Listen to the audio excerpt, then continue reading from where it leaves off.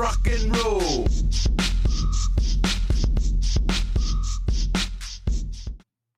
Well, hello and welcome to the Daily Atheist Morning Show. I'm your host, the amazing Super Chris Mallard. Thank you for joining me today. I missed you yesterday, guys. It was fun to have the day off, but I am back.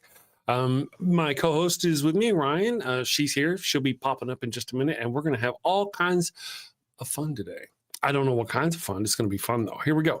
How about we start this day off with a song?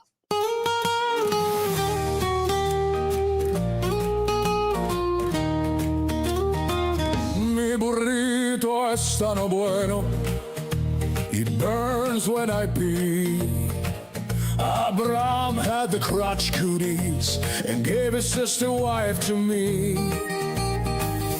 El ataco bueno, it stings like a bee. They told me she was his sister, now I'm plagued between the knees. I've got the Pharaoh's curse, a case of penile plague. I've got the Pharaoh's curse, there's fire between my legs. Mi burrito está no bueno, a full bladder I fear. Abraham's lies and Sarai's touch have left me itching front to rear. Mi burrito está no bueno, it burns when I pee. Abraham had the crotch cooties and gave his sister wife to me. I've got the Pharaoh's curse, a case of penile plague. I've got the Pharaoh's curse, there's fire between my legs.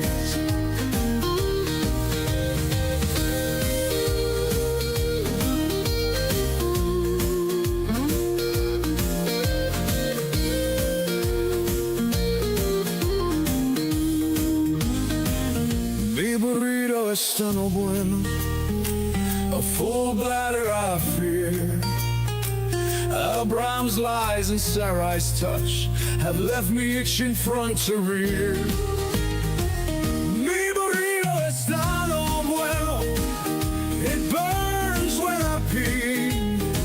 Abraham had the crotch cooties and gave his sister wife to me. I've got the Pharaoh's curse, a case of penile plague. I've got the Pharaoh's curse, there's fire between my legs. I've got the Pharaoh's curse, a case of penile plague. I've got the Pharaoh's curse, there's fire between my legs.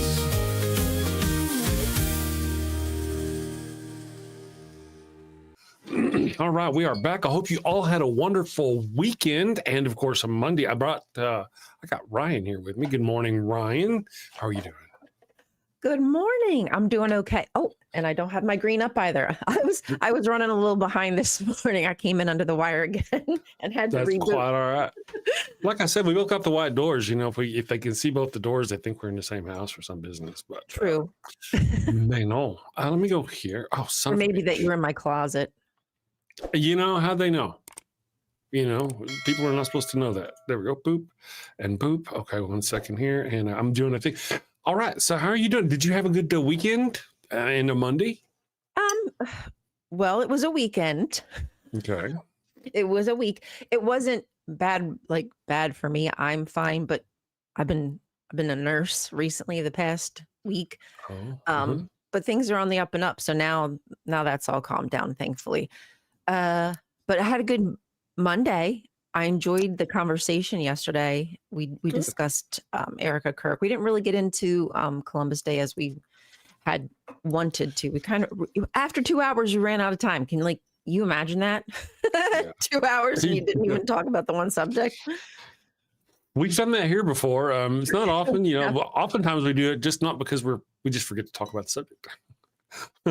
Well, that happens as well. Yeah. Yeah, that does happen.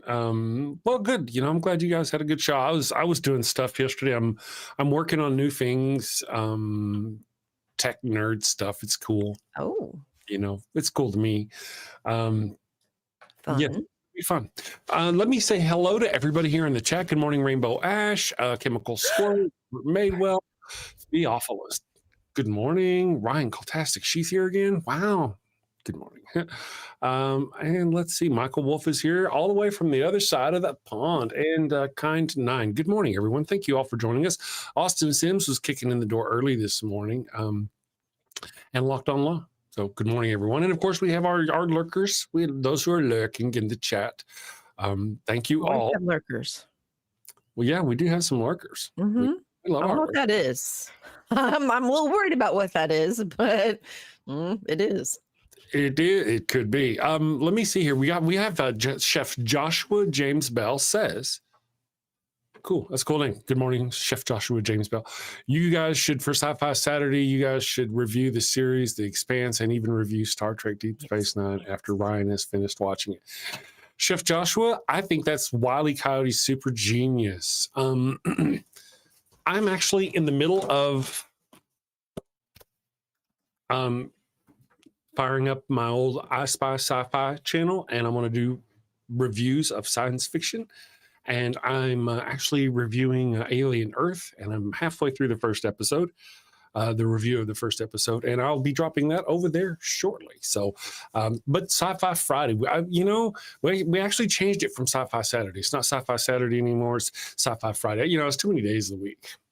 But yeah, The Expanse is a good idea. Now, I love the idea of Ryan finishing Deep Space Nine.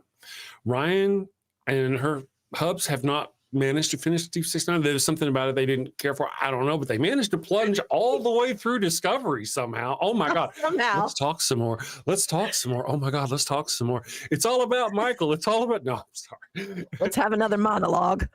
Oh yeah. Oh no, the world's coming to the end. The whole universe, there's only one person that can save it. Michael can do it. Michael Burnham. Anyway, yeah, so but The Expanse is really good. The Expanse is a fun watch. When's that from? So is it a series? The Expanse? Yeah. Okay. Based on a book. It's really good stuff. It's I'll tell you, The Expanse is hard sci-fi. Now, Star Trek tells you what sci-fi is going to be like in 300 years. The Expanse tells you what it's more likely to be like in 300 years. Where we've colonized a couple of planets. Keeping it real. Yeah. We've got people who've been living in the belt, out in the asteroid belt, living out there and working out there for 2 or 3 generations. You know, yeah, it's really cool. The ships are based on. It's cool. You should check it out. I think you'll enjoy it. Well, we started watching Stargate again, so we started that back up, and it's starting to get better. I tell you, if you can get past the first season in Stargate is rough. I even have a hard time watching. At the end of the first season, they get the Zat Nicotels, and the little Zat guns. They call them Zat guns, where they can shoot it once. And anyway, what was the last episode you watched? Hubs isn't home again, so it's been a few days. Oh. What the hell? Oh, the last episode. Okay. Hold on. Okay, so they went through a Stargate, and they thought that the scientist died because the thing living there on the planet implanted a memory in their brain that he died in a fire. Oh, okay. Yeah. But he is alive. Obviously, you guys have watched the series. Daniel Jackson. Yeah. Oh, yeah. Well, he's alive for now. Oh. Right. I mean, I ain't saying nothing. I'm just saying. If we're talking about Daniel Jackson. Yes. Right. Yes. Right. He's cute. What is it? He's cute. He's pretty cute. Yeah. He's married to I can't remember her name right off, but she's an actress. She does sci-fi too. Dude is stupid rich. Oh, for real? Stupid rich, like $275 million worth of stupid rich. Yeah, that was a lot. I often wonder if it was partly him actually executive producer on Stargate that helped it go through. And of course, I don't know really. I'm just speculating there. But no, if you go, that was just if you go look him up. I just go look. And that's not, he had that before Stargate. So, Oh, he had that before? oh yeah, Oh. absolutely, yeah. Is he like a Nepo baby or something? I don't know. I have to. It's been a day or I two mean, since I whatever. looked it up, but it was a lot of money. You know, of course, you know how those things are on the internet where you look up, you know, how much somebody's worth. They're always wrong. They're never wrong. You know. Yeah, you can't necessarily. Yeah. Right. But anyway, Chef says the ships are actually based on Newtonian physics, and they even have like fusion drive technology, which they say could actually exist. So it's more realistic than Star Trek. Yeah, it's absolutely realistic. Yeah, and it's fun. I think the first 4 seasons are a lot of fun. There comes to a point where they actually reach another. You know, it just changes the. I don't want to spoil anything for anybody who's watching. The dynamics change. And I just don't enjoy it after that. Once they start going on to planets and stuff, it's just not fun after that. You'll know what I mean if you get to watching it. Okay. Let's see. Rembrandt. Good morning, Rembrandt. John Hudson. Good morning, John. Somebody asked me a question. Rainbow asked if we're on Twitch too. You know, I just now turned on the Twitch. So if somebody's watching on Twitch, it just now started. I do have it. Do you? Yeah, I didn't have it. I just now started it going just now. So, but Facebook is not, because I just didn't get.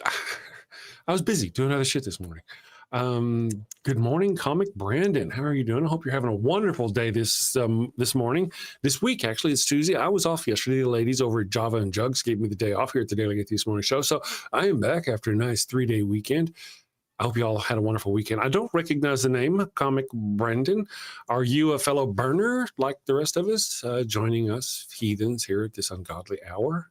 I love atheist comedians. It's fantastic. I'll drag your ass up on the show.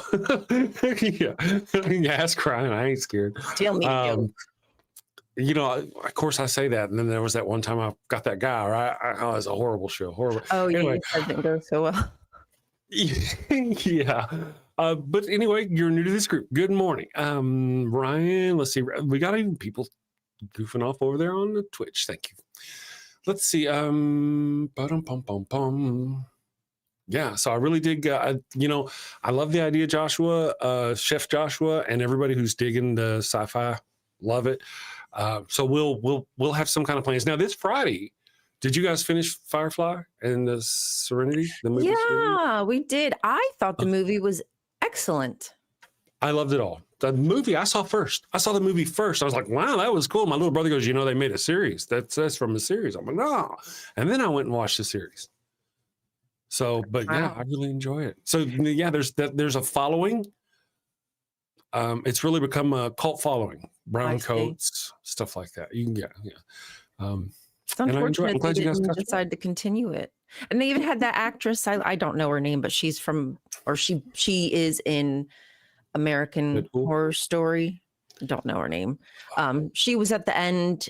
She did the recording about what happened with the Reavers. I can't think of her name, but anyway, she only had a very small part. Okay. Like she didn't have a big part in the movie, but that I was like, oh, that's how the Reavers were created. That's cool, huh? Yeah. I was wondering. I was like, well, why are the Reavers right outside of that planet? I mean, that's kind of weird. Oh, you're talking. I know which lady you're talking about. The one. It's not Anna. Is it Unpacking? Is that her name? I'm not sure.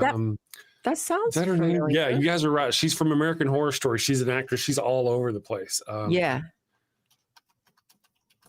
Let's see here. 2000 film.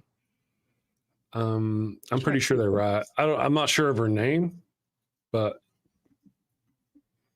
let's see here. It's got her listed. Don't be a jerk. Computer, why aren't you computing? Hold on. People in the chat, yeah. I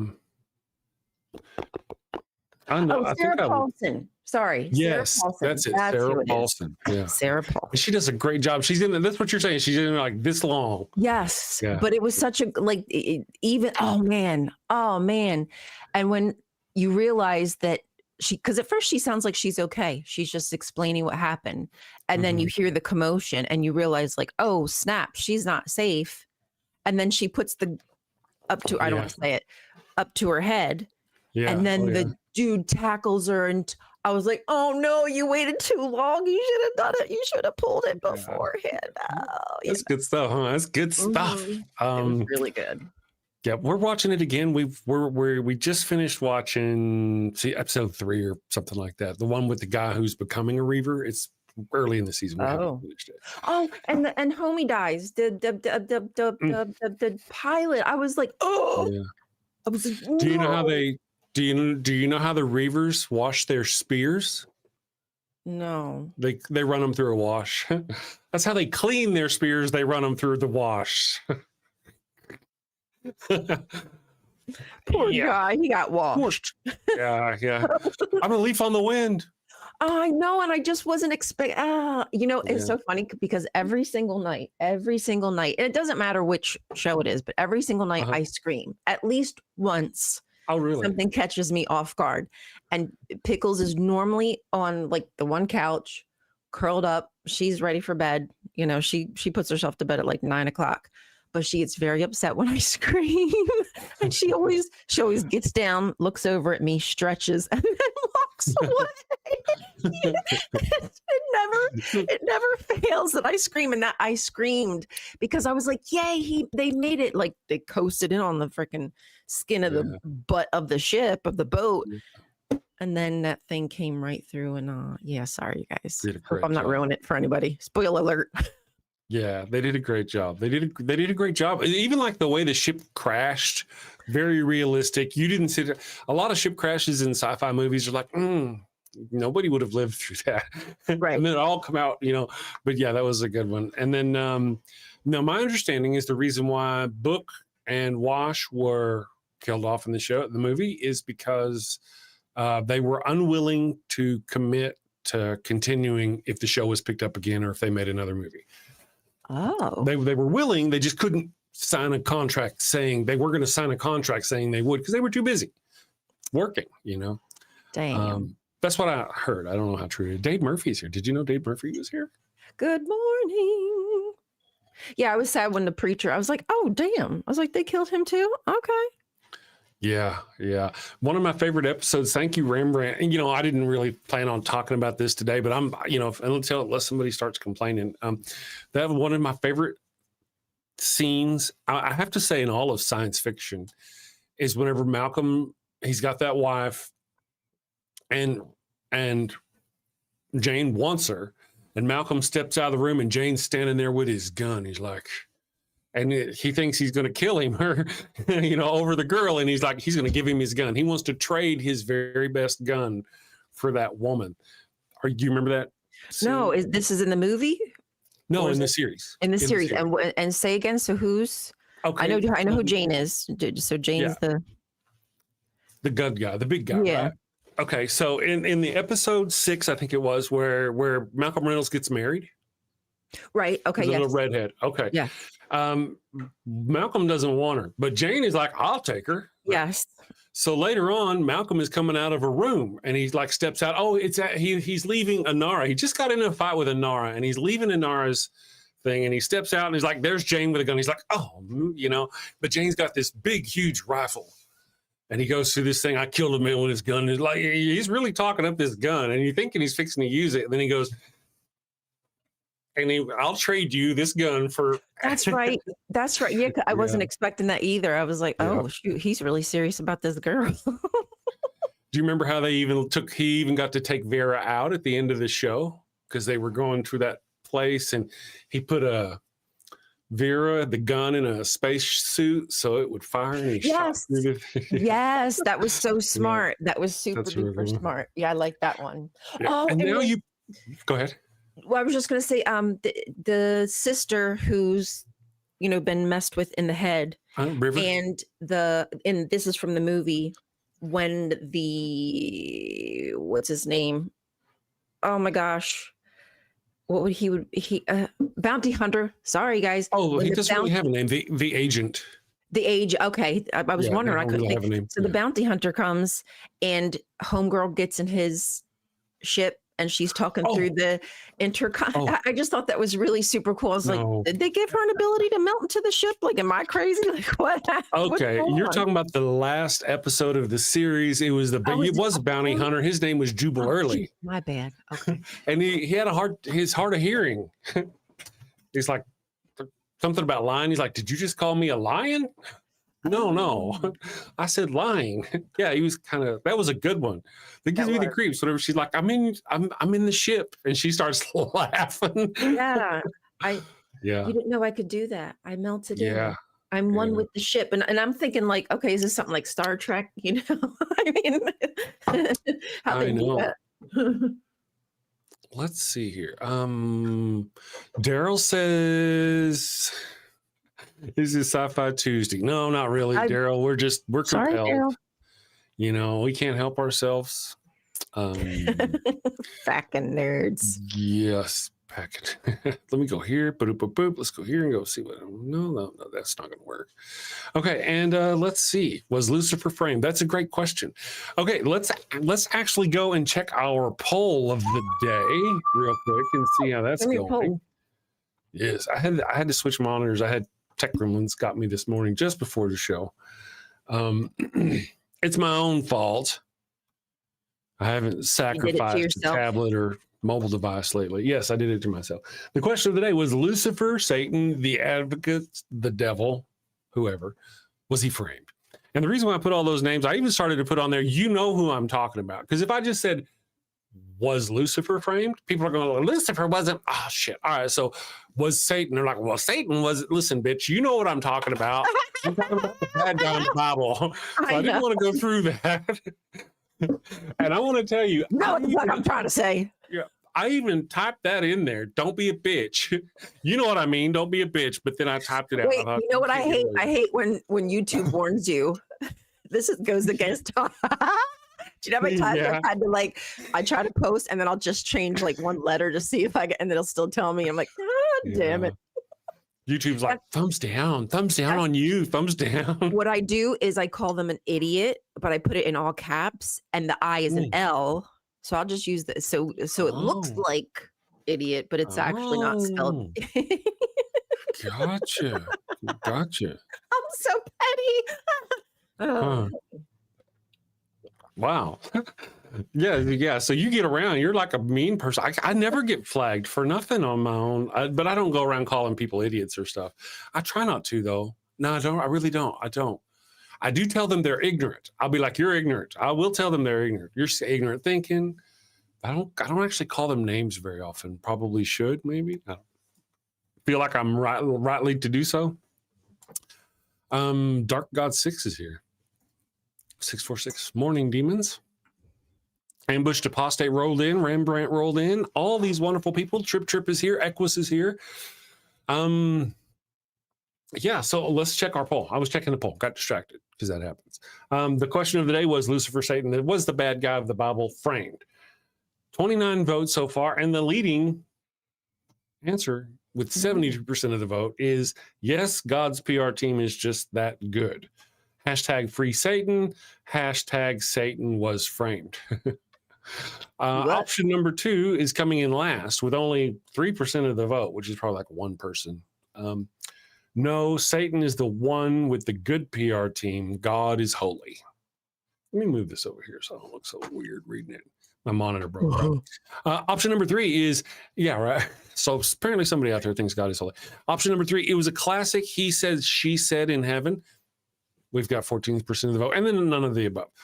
Finest plugins, very keen observation. Finest plugins in the chat said they're a tag team and they work together. It's like good cop, bad cop. Oh, yeah, that's probably locked on losses without evil. God has no purpose. You're goddamn right. Lucifer was framed. Waha, I'd like to have parted my hair. Anyway, so NTR Impact. Wow, you guys really both are lesser God. Both are lesser God doing the good cop, bad cop thing. Gotcha. Scooter says, I don't believe in God or Satan. You got me there, Scooter. You got me. Yeah, I know. Look, yeah. However, That's like when people put it's just fairy tales. I'm like, well, I know. well, we know that. I know. Work with me here, people. I'm making content, God damn it. Well, there's called the benefit of the doubt. If we ended every single thing with they're not real, it doesn't exist, it wasn't real. I mean, that would just kill so many things. So many things, The top 10 reasons why God is a pit demon. Well, they'd be like, number 9, God isn't real. Number 8, God isn't real. God Number isn't 7, real. God isn't real. Maybe Number you 6. should do a joke video where you do that. And last but not least, God isn't real. Yeah, that's Satan willingly took all sin upon himself. He's that messed up, says the river of faith. huh? Yeah, he's so messed up. Okay. Isn't that what Jesus did? He took off. I know, right? Oh, I know. That's what I was fixing to say. How did you beat me to it? It was so obvious and so easy. Huh? My friend, the river of faith, if you're watching. Let me read that again. Maybe I misunderstood. Satan willingly took all sin upon himself. He's that messed up. Well, let's just replace the word Satan with Jesus. Jesus willfully took all that sin upon himself. Praise the Lord. Sorry, Sadie or Daisy. Where's Daisy? Which is I why scare my we dog whenever. sin so hard. Yes, my Sorry, dog gets Daisy, but that's worked why up we whenever I sin hard. sound engineers. Yes, sorry. Yeah, Satan willingly took on. That's kind of weird. Yeah, maybe they're just being facetious. Never heard that one. Never have I.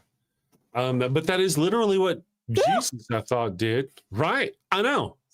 Pickle. I'm as amazed as you are. Scared the shit out of me. Why'd you do this? She came up on this side and like wet nosed my arm. Oh, did she? Well, at least you don't have to pee anymore. Nope. Silly goose. Rainbow Love posted justice for Satan. Hail Satan. It asks me if I want to translate it into English. No, I'm okay. Right. And then Quetzal Michaels, 1637. Really put a lot of words. There are a great many words here. I know words. You do know words, probably I some know good like 5 words. Yeah, there's a lot more than 5 here. I know like 5 words. I'm going to do this. Here we go. I want to try this. We got nothing but time. From Quetzal Michaels, interesting name, Quetzal Michaels. The life and times of Jesus and the crucifixion story are imaginary and prophecy. For 2 appearances within the same generation at the end of the ages, the time of the harvest. I know I read that sentence. The life and times of Jesus and the crucifixion story are imaginary and prophecy. Anyway, short form, big picture, the plan of salvation was created before the world began. Without Christ, nothing was created. Oh man, no, I can't do it. Can't do it. Christ You get deep in delusion. Let me just go, yada, yada, yada. Last line, against you alone I have sinned. And we're quoting Psalms. Okay, man. Go in the chat. You'll see up at the top, there is a link. You can go to the poll, vote, and you can comment on this individual's book length post. Yeah. This is one of those that like, they know the beginning from the end and all that stuff. And I'm like, oh, really? I love those. Those are fun. Let me come over here. And the reason why I say they're fun is because, whenever they say God knew the beginning from the end, then I always skip right to, so he created billions of people so they could burn for eternity. God's one cruel piece. I know. That's what I would do if I were a God creature. We'll be back in just a minute. Next up in the bark bank, a clergyman with a holy hustle and maybe a few unholy loopholes. Hi, Barks. Blessings and belly rubs to you all. I'm Father Flanagan, and today I'm here seeking $50,000 for 3% of my soul-saving startup, Holy Halos, the world's first, soon-to-be, church-approved condoms. Following the ways of the Lord can be hard and often require sacrifices of the flesh. Well, fear not, my wayward child. Introducing Father Flanagan's line of Holy Halo condoms. Hold on, Father. The church very much doesn't like condoms. How do you expect to sell these? Well, you're right, but these aren't just any condoms. No, my furry financiers, these are permeable. But every single halo has been dipped in holy water, a divine divider between you and sin. You can finally frolic freely and still keep that sweet spot in heaven. Permeable, but dipped in holy water to keep the sin out, but let the babies in. Let you get your stick wet without getting your stick stuck, if you know what I mean. Oh my!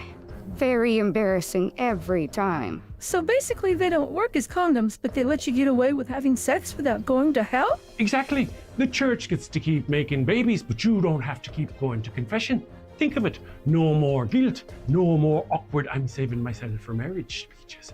With Holy Halos, you can take those pray hands and turn them into lay hands. Didn't I read that holy water is full of bacteria like E. coli? Won't this be harmful to women's health?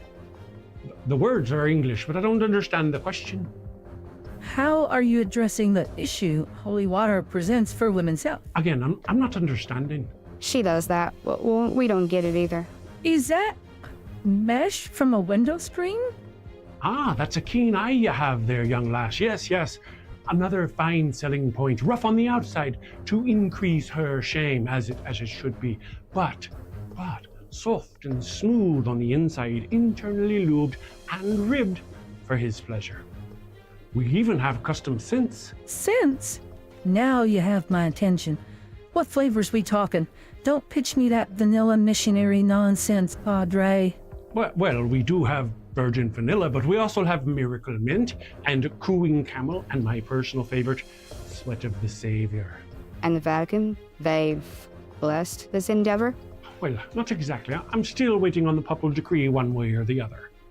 I love it, but you're asking 50 grand for only 3%. That's rough, Father, real rough. Not running with the big dogs on this one. I'm gonna stay on the porch. Me too.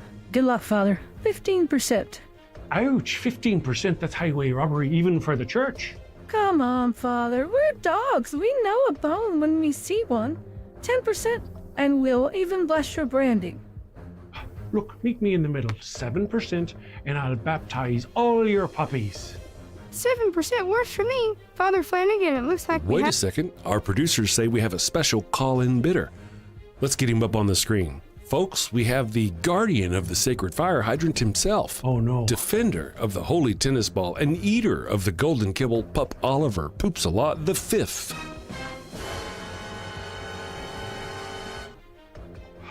Flanagan! Yes, your poetry. 50,000 at 20%. 20%? And you get to keep calling yourself a father. Sold to the pup in the very fine hat. I knew you'd see it my way. You're very wise, your hiney. Would there be anything else? You may leave. Father Flanagan's line of holy halos, ultra thin, spiritually thick. Available in 3 sizes, conservative, medium, and liberal. All right, we are back. Comic Brandon, it looks like your first time experiencing our channel. Therapists are standing by in case you need help after that one. Ollie always wins, of course. And then, of course, Bailey is the nun. You haven't met, has he? You have to bring treats. We got to bring treats. Yes, of course. Yes. I have my staff, dogs. Don't just let them lay around. Make them work. So I've been making them work. Good morning, everyone. I hope you all had a great weekend and a great Monday. I had a pretty good day, and Ryan had a pretty good day. I want to ask you, Ryan, how's it going with the Java and Jugs? I mean, you guys did a specific thingy yesterday. The overall show, are you guys enjoying it so far still?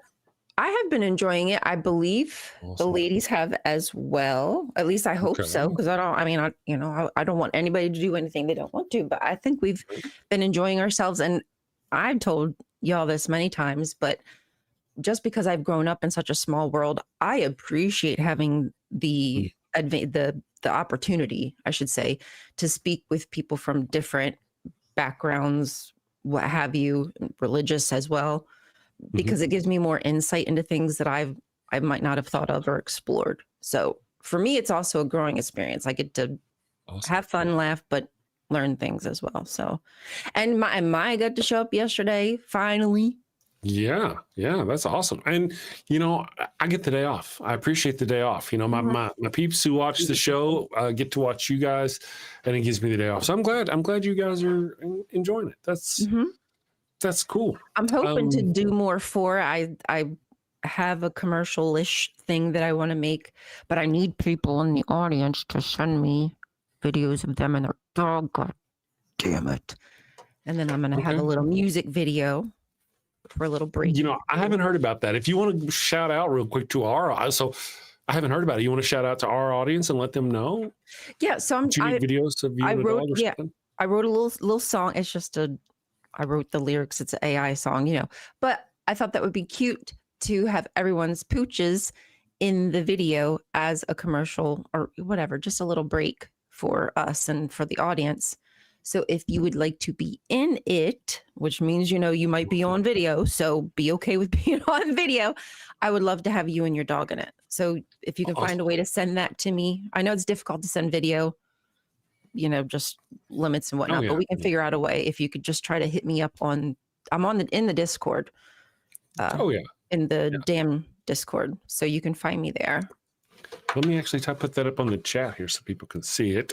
Apostrophe Discord will get you the link, my friends. Let me do this here. I will do it though. And hopefully that's still working. I never mess with it. There we go. Very, very cool. Very excited. And of course, me.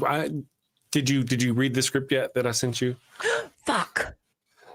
I'm so sorry. Until you literally just said it. I am so sorry. I'm gonna write it down. I'm gonna write it down. I know how it is. You haven't been taking your medication. I know. No, I haven't, Chris. I told you last week. I still am without my. This is a week now. I've been without my medication. It's out of stock. And today I'm going to call my doctor, and I'm going to call my doctor and see, am I cool just to not be taking it for however long it takes? Out of stock. I mean, how does that? I mean, that's weird. All right, carry on. Yeah, you'd think they'd be able to hook you up from a different. Anyway, we have to remember too that this clusterfuck has been caused partly because now CVS has taken a lot of Rite Aid. Rite Aid closed a lot of their stores or all of their pharmacies. And so now it's it's been a mess for everybody. The whole system. Gotcha. Rational Poet Jackie is in the chat and asks, Ryan, I have cats, or says, Ryan, I have cats. Do cats count? I've heard they cannot count, but do they count? I do want to make a song eventually for cats. So if you wouldn't mind sending me the cats, I would love to do something with cats too. Yeah, gotcha. Well, really, here around the house, Father Flanagan and our staff, whenever they're not doing anything, have started playing a new game. It's called Caverns and Cougars. And I'll be posting videos like Dungeons and Dragons, but for dogs. And so I'll be posting videos of that. Oh, that sounds so cute. I love that. Okay, so I have a special request over here from Rainbow Ash. Yes, I did see your request. I was patient and managed to let Ryan finish what she was saying. And I wrote it down because I knew I'd forget, and I didn't forget. I did forget, actually, but I wrote it down. Here we go. They have a special request for the... I even moved it to a different place. There it is. Altar Boys. The Altar Boys. It's not very long. We'll be back in 30 seconds. Is our humble parish tired of constant litigation? Drained by bloodthirsty lawyers sucking the collection plates dry? Well, no more threats of jail time and public humiliation. Try Father Flanagan's line of inflatable altar boys. Cute little fellas, eyes and mouth wide with surprise, complete with lifelike tears. Father Flanagan's line of inflatable altar boys, coming to a Walmart near you. All right, there you go. Now I am going to put something on the list, and this is something a lot of people have requested from me. Dr. Osira is in the chat, and I even believe Dr. Osiris has asked in the past for me to make it to where people can use my skits for their own commercials on their own live show. So I'm gonna make myself a note to brand. All I want to do, I just want to brand them. I don't want to make it all obnoxious or anything. I just want, so like if you guys want to run the our commercial, the post-mortem baptismal kit for a break on the Java and jugs, just down at the bottom it says "at the damn show." That's all I want to do. And once I've a little watermark. Yeah, exactly. And then after I do that, I want to post it to where other people can use it for their own shows. I just keep forgetting to do it. Brand my videos. Okay. I've noticed they'll do more to silence these kind of jokes than to address the behavior that solicits them. Interesting point. Yep. I've had people come in and they're like, "Oh my God, how can you make fun of things like that? Really, you're gonna spend your time coming at me? You should, if you're so offended, you should be going at priests. You should be down there going after the people who do the thing, you know?" I always yawn. I think Brandon, he's like, "Hey, wake up." I keep yawning up here. I think Chris is so used to it, he doesn't even see me up here going. If it's bad enough, it was really bad one time. We had a guest. Who was it? Do you remember who it was? It wasn't Dr. Kip. It was somebody. Somebody was the deepest hell. Was it him? Troy, Dr. Troy. Was it Dr. Troy? I think it was Dr. Troy. Yeah, it might have been Dr. Because I think we've had him on twice or 3 times or something like that. And you had the power yawning going on, so we let you go, and that way. I mean, she hung out in the chat and visited. She just it was like one long yawn through the whole. I couldn't stop. Show. She couldn't stop. I've been there though. I've done the thing. Yeah. I wonder if you like got up, ran downstairs to the mailbox, or ran back upstairs. Got your heart maybe, and if you make the yawns go away. I don't know. I would say maybe that would work, but I will also say that in particular, I have a yawning issue when I'm at the gym. Oh, okay. Oh, really? Okay. Yeah, like I yawn a lot at the gym. By like a heart doctor? One time I did, and they said I had a murmur, but there ain't nothing you're gonna do about that if it's true. Yeah. Pragmatic Humanist is in the chat. Good morning. Thank you. It's been a while. Glad to see you. And has given us 5 bronze level memberships. Thank you very much. I appreciate you. All the support helps. We're cheap, by the way. Anybody else wants to go ahead and sign on up, Dr. Osiris says, "My pain meds make me yawn a lot when they wear off." Gotcha. Understood. Thank you for the memberships again. We very much appreciate it. John Hudson, the gym. Oh, when you're at the gym, not that gym. Huh? Let us see here. I'm just checking my chats here, guys. All right. I got a membership, so thank you. You did. I know. What are you going to do with all that power? Oh, I was thinking of maybe going to Disney after this. Oh, really? There you go. Now that you're a member of the channel. Yeah. Big time. Good plan. So that was kind of my thing. I hope you enjoyed. I guess Chef Joshua is here for the first time too. So several people seeing our commercials for the first time. That's cool. I love it when people see it for the first time. You're like new victims, newbies. I really do need to make that list though. Now, and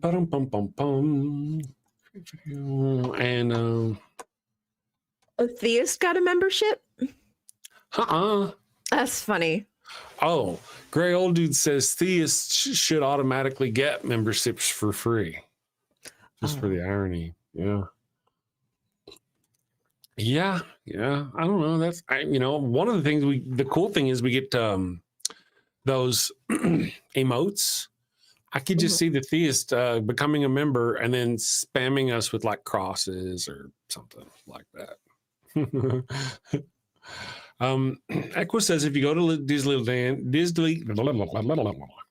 if you go to Disneyland, I hope you can meet with me, Ryan. I live 5 miles away. Wowsies. There you go. Is that like a pain in the butt? Is Disney? it cray cray? Yeah, living right outside of Disney. Oh, Like yeah. Is it crazy? traffic busy. But I've been down there, like Really? in the vicinity to rent a house one time several years back with the kids and my current husband, and it was really nice. Really? They're just busy. Just busy. Yeah. I don't know.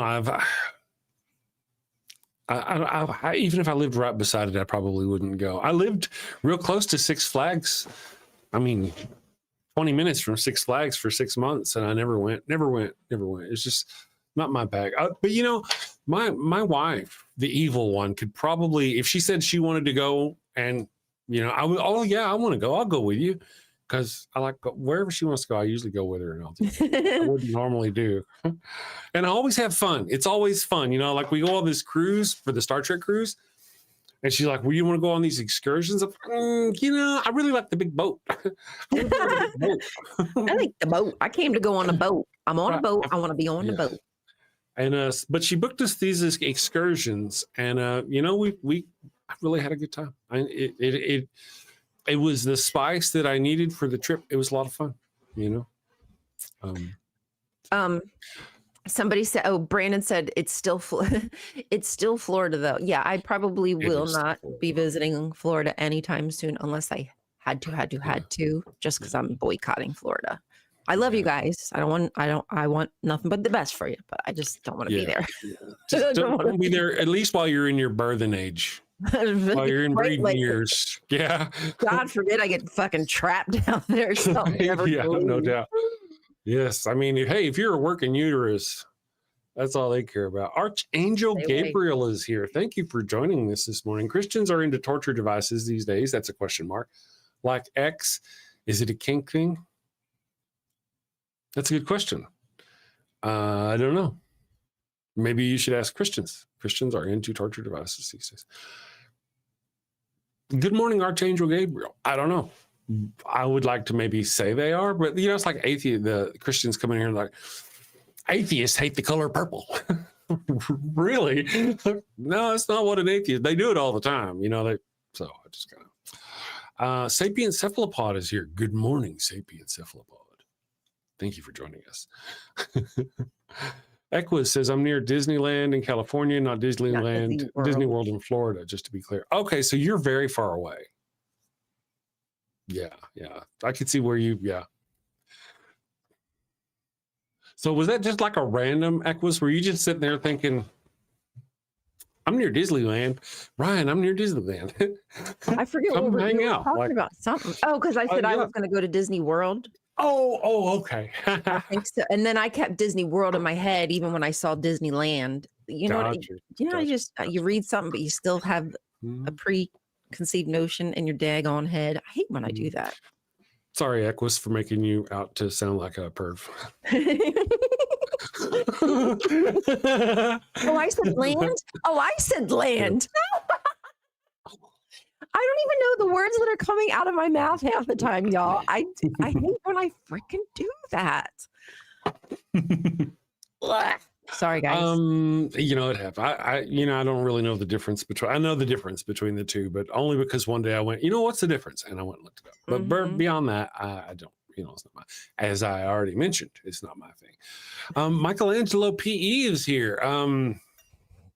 Almost certainly going to say something ignorant. I mean, you've been here before. Let me read. Censorship. Okay. Atheism is a logical fallacy that assumes God is the religious idea of the creator of the creation to blah, blah, blah, blah. See, just a minute ago, just a few minutes ago, I made a joke about how theists will come in and they'll say, atheists hate the color purple.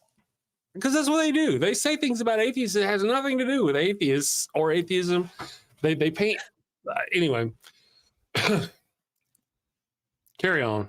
Well, now I believe because of that comment. That comment, did it Sorry, help? Chris. Maybe I should Yeah. reread. I didn't read to the end. Does reading to the end help? Sometimes I don't read to the end. You probably should. It's good to swallow. There's no time for romance. Let's see here, Ryan. Just Sean says I was at Disneyland a couple of years ago. Went to Galaxy's Edge. So much fun. You know, really, I want what I would like to do. I would like to go to Comic-Cons with the evil one and cosplay with the evil one, because she is so. I mean, she's like. There's so many characters from all of sci-fi and whatnot that she could play. It's just, she's so hot. Yeah. Let's see, the Hela from Thor, Hela's Thor's sister. Yeah.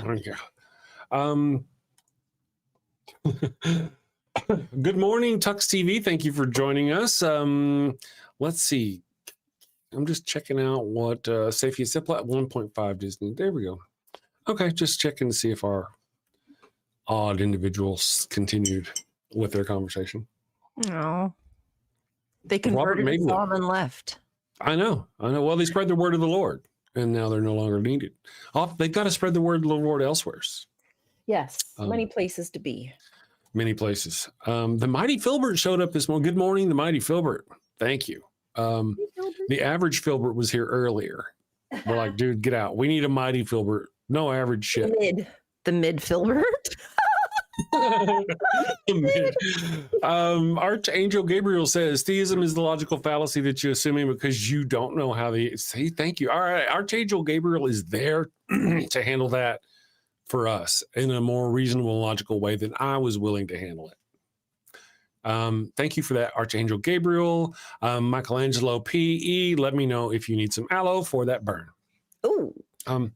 Thank you for the $6.66. Do you want to read this one? We'll let you read with this one. Oh, okay. Thank you, Fern, for $6.66. Fern says, maybe we need a disclaimer banner or PR chat message that says, if you're a theist, this is not a debate channel. We're just hanging out. Well, that is a good recommendation. Would they read it? Would they follow it? Thank you, Fern. Thank you, Fern. That was so I do appreciate it. I do really do. That's a great idea. However, we have had, and you can, especially the ones that show up that don't care, that are just going to argue no matter what, they're going to argue no matter what. And to prove this, we've actually had on Sci-Fi Saturdays, now it's Sci-Fi Fridays, we've had where we're talking about something not religion related. Today, we're talking about Batman and how Batman, does he wipe his ass in the forest or what? And a Christian will come in and start going, what about God? Does Batman believe in God? I'm like, dude, we're not talking about God today. We're talking about Batman today, just Batman. Yes. Can you play and talk about just Batman? And they're like, oh yeah, I can. And they'll be like, does Batman believe in God? Which God does Batman believe in? Is Batman in it? I'm like, dude, we already talked about it. And they'll just go on, and they'll ignore it. And then they'll just, you know what I mean? Mm-hmm. Yeah. They don't listen. They don't listen. But it's fun to watch the chat eat them up. I mean, we've got some awesome chatters here. Paha Poika. I hope I said Paha Poika. Paha Poika. I hope I say your name right. If I'm saying it wrong, it's only because of my accent. It says, without God, there would be no atheists and no eternity revolving around moral debate. Actually, you're exactly wrong. If there was a God, there would be no atheists and no eternal revolving moral debate. Everybody would believe if there was a God. Everybody would have the same beliefs and the same morals if there was a God. If it was real and its word was true, it would be easy to prove, but it's not. So just if you take out the word out, just say with God, there would be no atheists. Because if there was a real God, we'd all believe. Did we do good? We did good. I mean, I feel like if a God was talking to me, if I was having a dialogue with a God, I mean, wouldn't I know? Wouldn't it be written in my heart? It would be. And also, that's right. And a clear sign, an obvious sign that you need to get back on your medication. If you're seeing God, talking to God. Girl, you're sick. So Equus really is here. Good morning. Really says there would be no people. I would just want to mention Kelly Laughlin was in the chat and showed up earlier. I didn't get to say hi, I don't think. Sorry, Kelly. I missed saying hi. Fern Lovebond says, if Batman is omnipresent, omnipotent, and omnibenevolent, why is there still Joker? Oh, that's a great question. Yeah, I don't know. That's the hard ones. I don't like hard questions. If you continue with the hard questions, we will have to ban you from. Don't twist my mind into a pretzel, Fern. Right. Don't be bringing logic into this. Sapient Cephalopod says, at the Daily Atheist, I will get behind Christian nationalism as soon as there is only one single denomination of Christian. I won't be holding my breath. No. Yeah, unlikely. Yeah. Even if they tried, they'd have to do it by force. Exactly. It would have to be through blood and force. Yeah. And with that, there would still be a resistance. Because they've tried. It wouldn't be the first time that they've tried to make it one unified Christianity. Failure will never happen. Never gonna happen. Because their idea of God will never suffice a human. Like, we innately know it's flawed. And which is why I feel like there's just so many different versions, because each different human's looking for a different thing. Absolutely. Let me see here. But there was talking about talking to God. And I want to mention that, let's see, my girlfriend talked to God all the time, especially during those special moments. Thank you, Left-Handed Jedi. That's not what I thought you were. I thought, okay, on to somebody else talking about God, talking to God. One of the things I usually like to point out is that, whenever we think about people, Abraham, the Lord spoke to Abraham. I like that, Sean. If humans came from dirt, why is there still dirt? Sorry, that's what made me laugh. I've never heard that one. But most of the time in the Bible, even with like the Virgin Mary, Muhammad, none of those people talked directly to God. God didn't speak to them directly. It was always through an angel. And so many people, I find it that they are so narcissistic that they think the same God who didn't speak to anybody except through an angel is now speaking to them. They are so important. Or it spoke to them. And that one gets me all the time. So you're so important that God, the God of the entire universe, spoke to you. Yes. I'm the one God turned to. Yeah. Fulfill his prophecy. That's how important I am. That's how important. Dr. Osiris says, it's like what God said to Moses, keep taking the tablets. Yeah. Take 2 tablets and call me in the morning. Soup Kettle is here this morning. Where you been, man? Where you been? Maya, it's good to see Maya. I love having Maya in the chat. Maya's awesome. If you're not subscribed to Maya, go subscribe to Maya. You should be. She does, what is it? It's on her Bad Science Sunday, I think it's called. It's great stuff. Bad Science Sunday. Yep. Yeah. Yep. Tux TV asks, did I miss the conversation on Lucifer was deceived? That's a great question. And to be honest, we haven't actually talked about it. We did read the poll, but beyond that, we didn't. I actually have said that for quite a long time, that God, or that Satan in the Bible, the character, if he were real, was actually the hero of the Garden of Genesis story. Yeah, the concentration camp of Genesis story, right? And he helped free the mind and body slaves that were, those people. What I'm going to do is I'm going to, maybe we got some Mormons in the chat. We'll see if we can sell them some Father Flanagan's postmortem baptismal kits. We'll be back in 3, people. Do you have a loved one who's on their deathbed, but they've yet to give themselves up to the Lord? Are you sure you don't want to come to Jesus? No. This is your final chance. No. worried they're headed to the fiery pits of hell. Your very last chance. No. I've been wicked and sinful. I deserve to burn in the hot place. As you wish.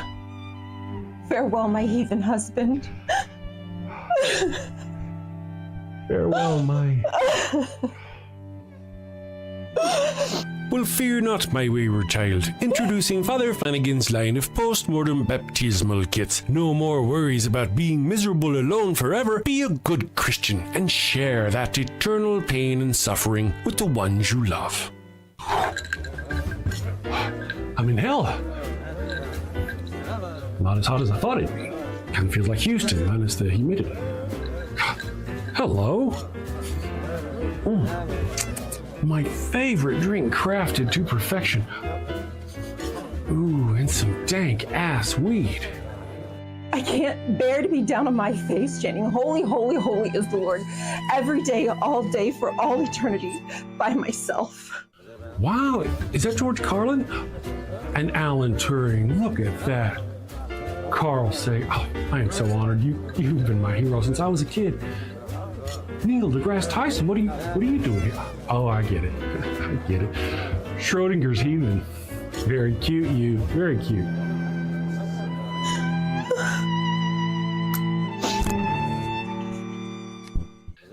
That's fantastic. Oh, what is that? What is? It's holy water. Oh, it burns. No, this isn't where I want to be. Pabst Blue Ribbon and a Marlboro? No! Father Flanagan's post-mortem baptismal kit. Dead kid tested, Mother Teresa approved. Is that the Pope and John Paul? Jim Jones and Jimmy Swaggart, huh? I can see that coming. Neil deGrasse, what are you doing?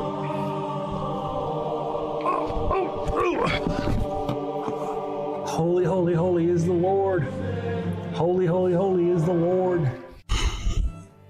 Thanks, Father Flanagan. Damn them to an eternity in heaven for only $59.99. They wouldn't appreciate it, but you'll feel better, and that's the point, isn't it? Get yours now. Your heathen loved one's time is running out. Holy, holy, holy is the Lord. This is some bullshit. Holy, holy, holy is the Lord. All right, we are back. I am back. So good morning, everyone. Kelly, the other Kelly is here. We're only missing one Kelly now, I think. Kilroy is here. Kilroy says best viewers on. Understood, Kilroy. Thank you.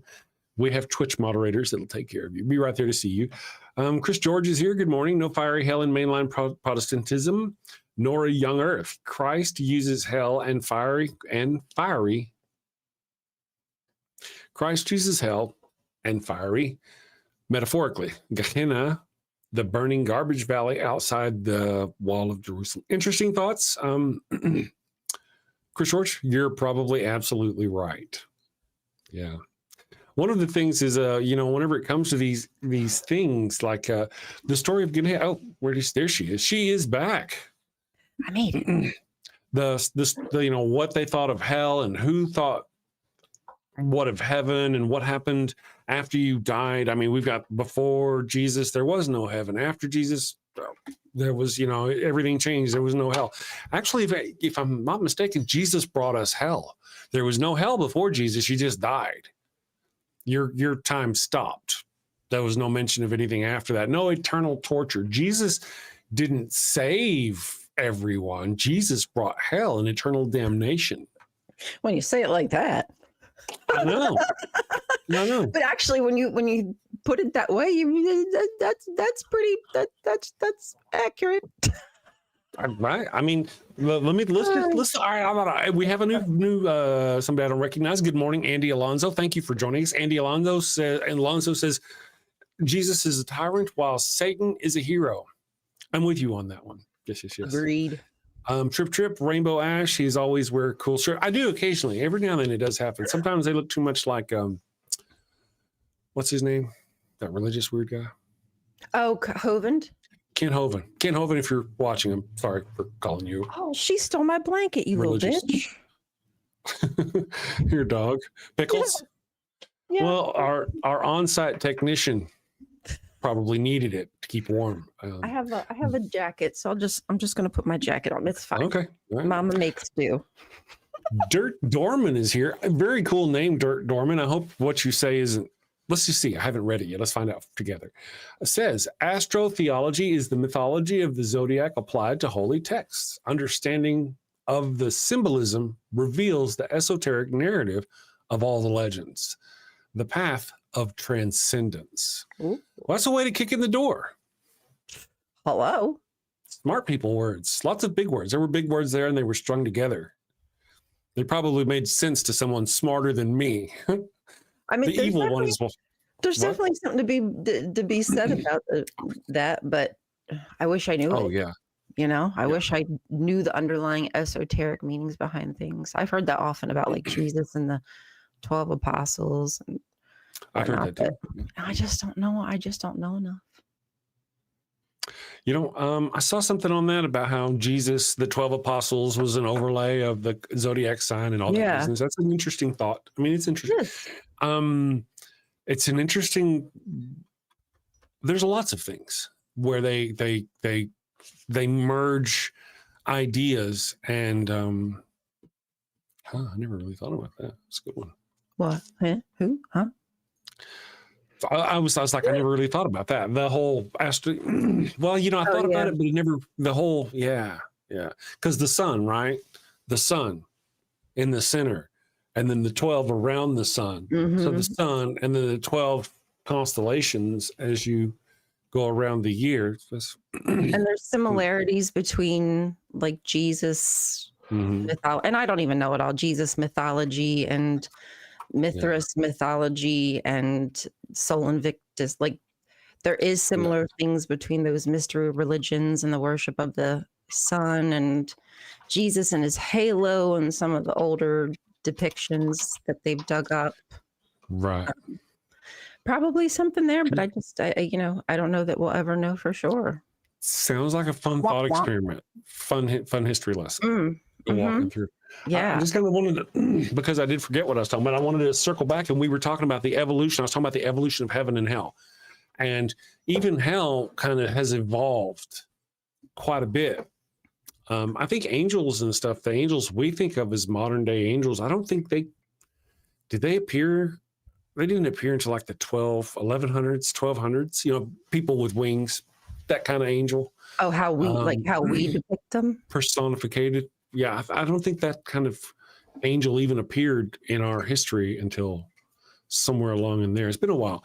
So the idea and the notion of what people thought of heaven and hell once they came about, heaven and hell, have evolved a lot. And even today, Christians can't agree on what is hell. No. What is hell? Is it a fiery place where there's gnashing of teeth and brimstone, or is it merely an absence of the Lord, being in the lack of the presence of the Lord? Oh, I'm so sick. I'm without the Lord right now. And see, that last one is a waffling. That's where somebody went, you know, my God is all loving and all this, and you're like, well, your God burns everybody in a pit of fire called hell. And oh, well, no, hell, my hell, the way I interpret it, is just an absence of God. And that's all it is. You just backed them into a corner they couldn't get out of about their God creating hell, a place of burning teeth, burning pain. And you know what I mean? And if hell exists, then you have to admit that God created hell when he created heaven, which means he already had like this plan in his head for like when shit went down. Oh, right. Very true. So, yeah, just saying. It was intentional. And obviously, you know, I don't believe in any of that. Blah, blah, blah, blah, but here's a good one. Dr. Osiris says, but God is supposed to be everywhere, so he's got to be in hell. That's one of my things. We've talked about this on the show several times. We've had it as a show topic, is that, listen, if Jesus was real and he did sacrifice himself for us, he should be spending eternity in hell alone. Everybody in hell purged, gone to heaven, and Jesus sacrificed himself for our sin to take our punishment. So hell should just be an echoing, empty place, except for one dude over in the corner going, ah, for all eternity. Yeah. Yeah. That would be good. Grandpa. That would be a good time for him to say, why have thou forsaken me? I'm just saying. And but God is in your butthole, according to John Hudson. Not your butthole, Ryan. Okay, that all went wrong. Listen, all right, so John Hudson says God is in my butthole, not Chris's butthole. All right, listen, this just ain't working. This ain't working for me. John, keep your butthole out of this. Please. If everywhere. If you don't mind.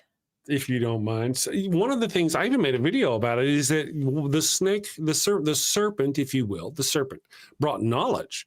You had people who were mind and body slaves to the evil god monster of Abraham. They were living in this place, and they could do nothing. They couldn't escape. All they could do all day long was work in the garden, toil, and they were mind slaves. So they just sit there worshiping God, just like that commercial you saw me, just always on their face, worshiping God. If they're not fixing the trees and, working on the soil, they're worshiping God. Mind and body slaves. And what kind of existence would that be? That's what God kind of describes or that's what the Bible kind of describes heaven as afterwards. If you go to heaven later, just kind of boring, just worshiping God a lot. So. No, thank you. Pass. Hard pass. Pass. Yeah, you can miss me on that. I'd be bored out of my mind within like a minute. It would remind me of my JW days back in the Kingdom Hall. It would. And you would hope garbage. You would hope there would be a serpent to come along and go, hey, listen, you don't. Oh my fucking God. Yes. I'd be like, yes, serpent, what? Where are we going? Yes. Okay. Yeah, that's right. And see, so the serpent was the serpent was the good guy of the story. He freed the mind and body slaves from their prison, their concentration camp, if you will, and helped them, Matter of fact, the serpent is the only one that doesn't lie, I think, in the story. Well, I don't think Adam lies either. Does Adam lie? But God lies. He's like, as soon as you eat that fruit, you will die. And they don't die. They go on to live a very long time.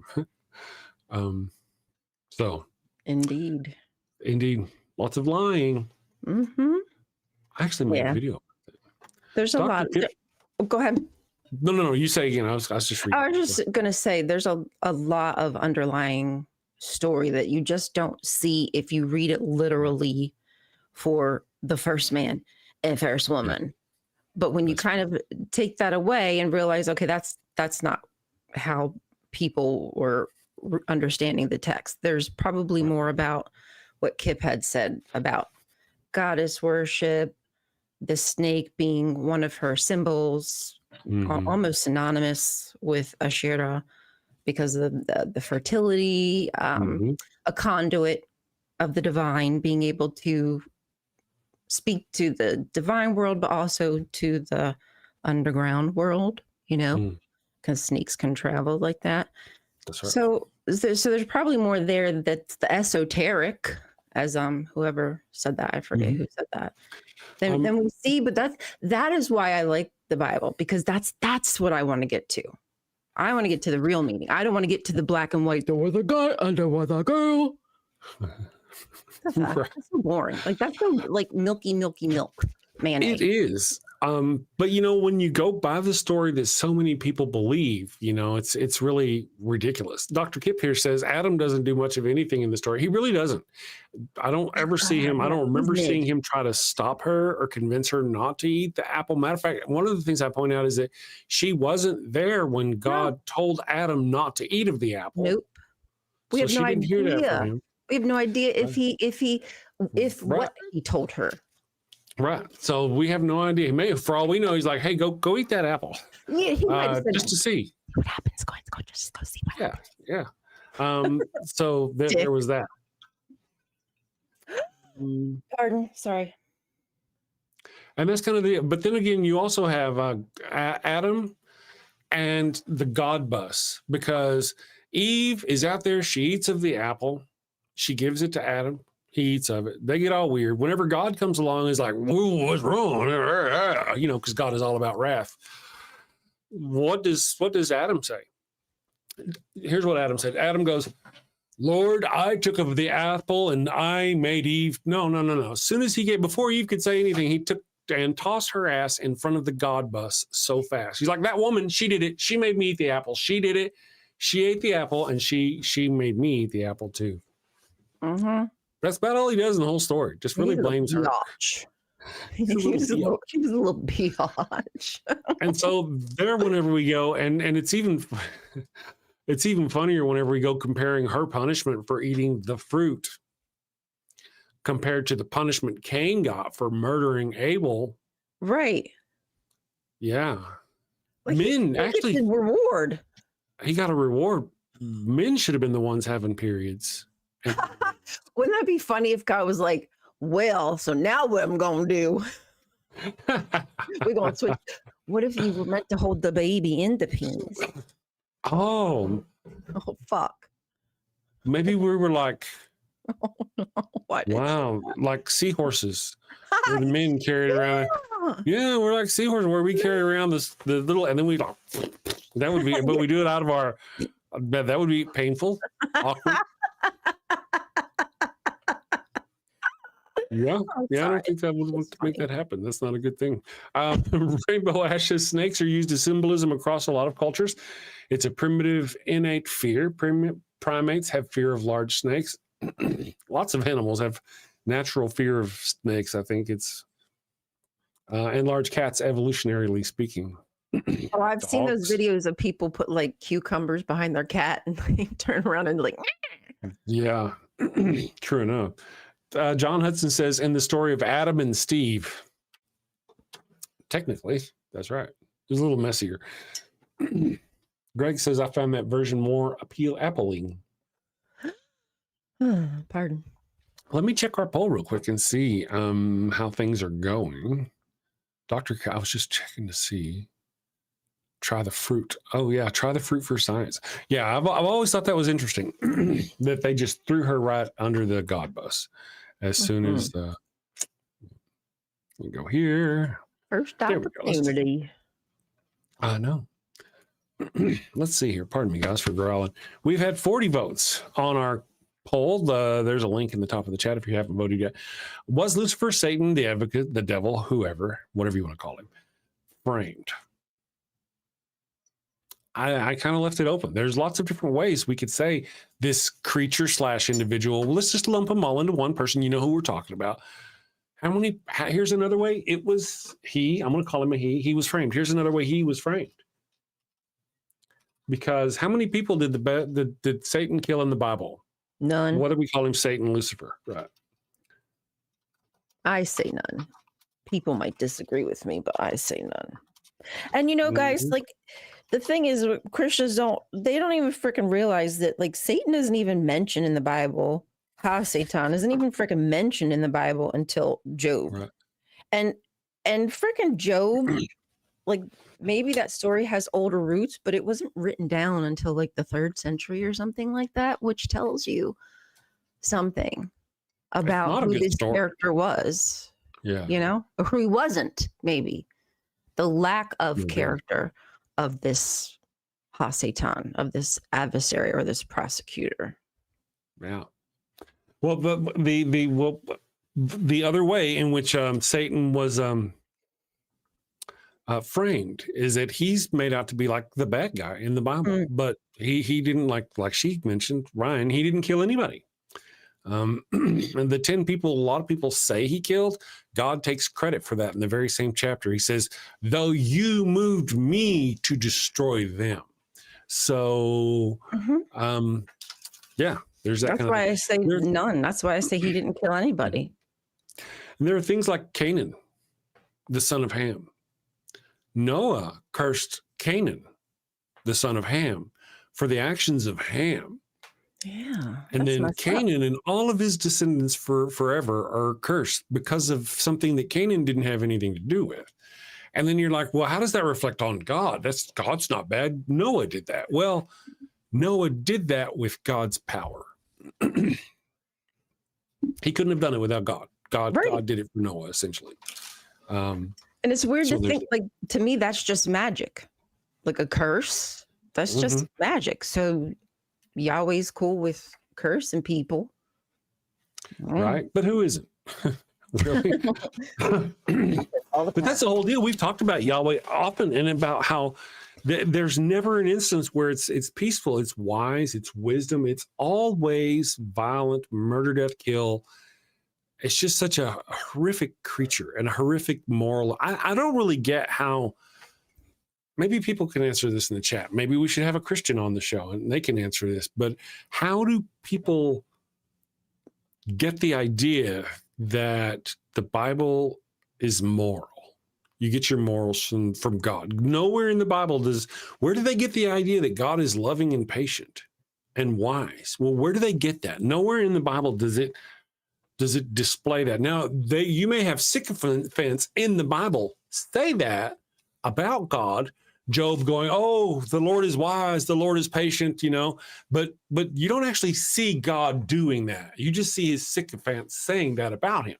So where is it that Christians or theists in any way can get the notion that God is a benevolent, loving father? Dirk Dorman says God is the source of all good.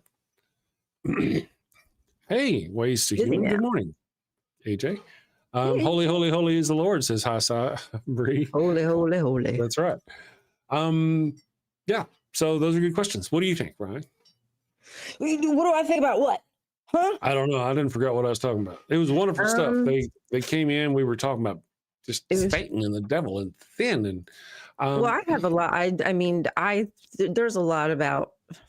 I keep saying there's a lot about it, but there's no ha-Satan. Isaiah talks about Hillel ben Shahar falling, the king of Babylon, and people equate that to Lucifer. So that's Christians' way of taking a translation. It's just a translation. Light bearer, light bringer, Hillel ben Shahar, son of the dawn. Okay, so it's just this title. And then, so now they're like, oh, now we got our grips into the Hebrew Bible. Now we're able to take this Satan character from Christianity and put it back into, it's just a bunch of putting stuff that just like they do with Jesus, putting him in places where it wasn't him. It's talking about a completely different person. It's talking about a human being on the earth, an adversary to, I guess, I don't know, whoever the king was in Israel or whatever the hell. At that time, or whoever's ruling, I'm sorry, at that time, and nothing to do with this Satan guy. Right. So it's really frustrating to me because if you really lay it out and you look in the it's right there, easy to see, but they just cannot get around that doctrine that, they've been told God is loving. They've been told Satan is there. They've been told Satan's in the Garden of Eden, and they just, regardless of what you show them, they can't get over it. That's one of the reasons why I kind of address things the way I do, even in my Evil God Monster of Abraham series, despite the fact that I know there's more to it.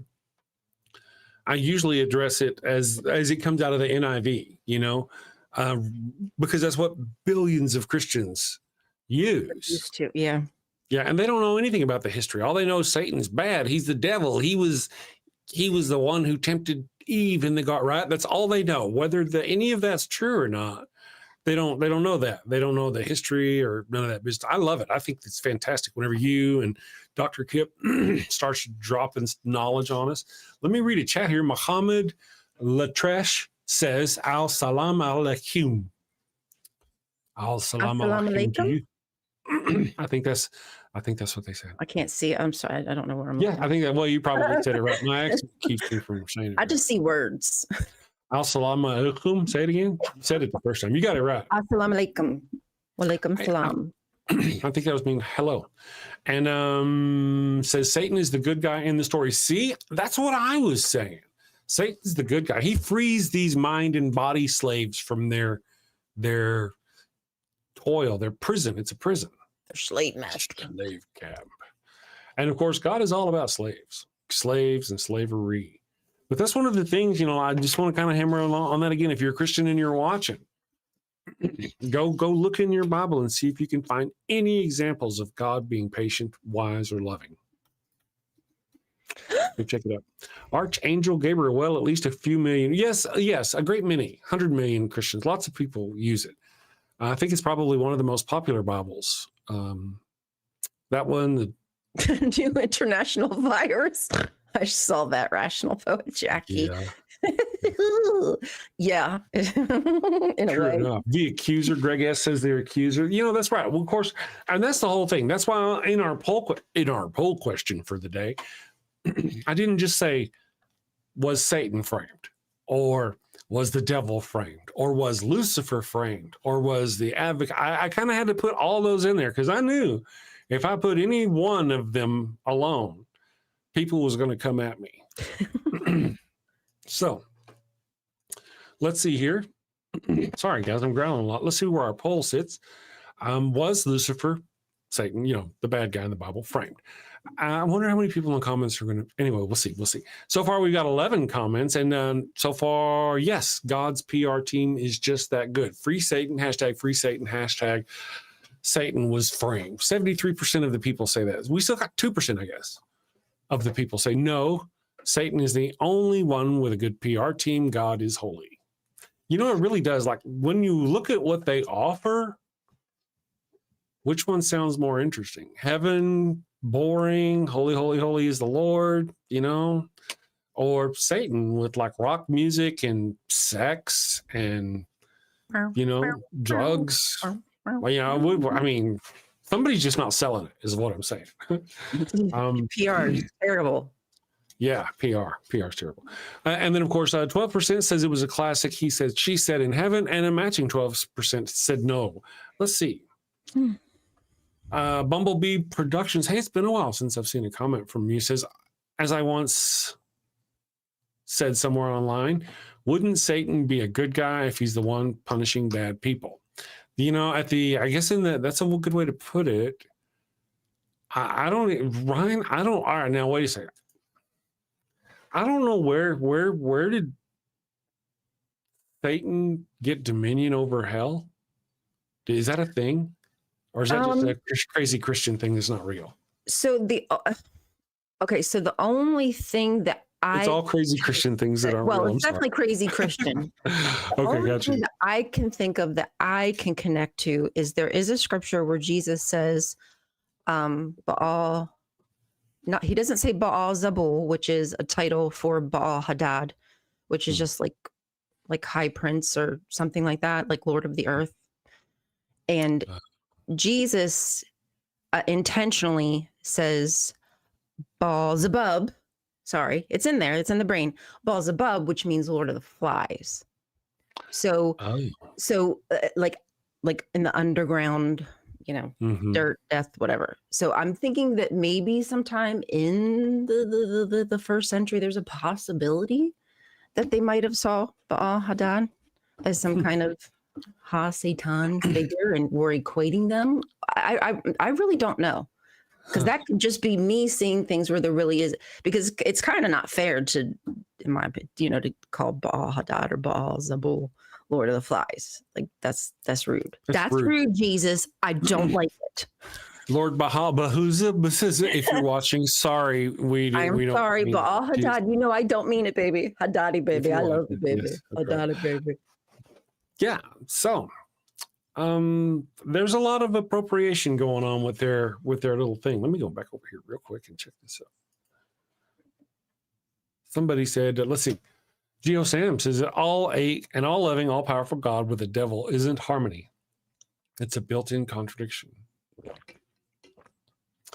Friend to the world is enemy to the Lord. John 4:4.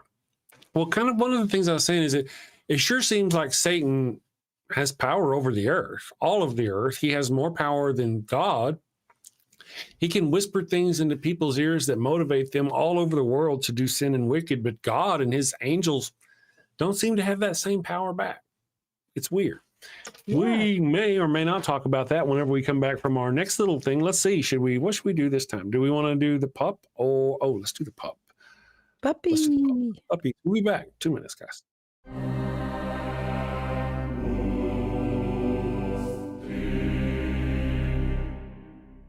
Finnegan! Yes, sir. Very disturbing, I know. Fetch me Father Finnegan.